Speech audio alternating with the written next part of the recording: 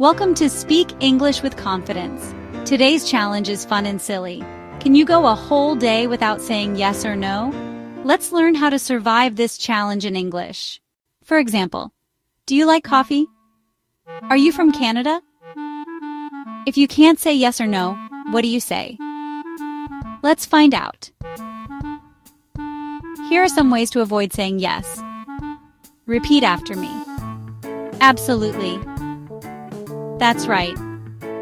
For sure. I think so. Of course. Now let's avoid saying no. Repeat after me. Not really. I don't think so. Absolutely not. No way. I'd rather not.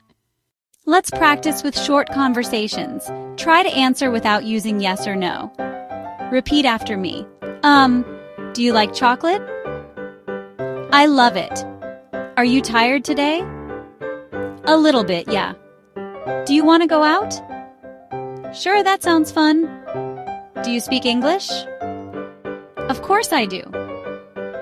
Now it's your turn. I'll ask a question. You answer without saying yes or no. Ready? Do you like pizza? Are you a student? Do you want to learn more English?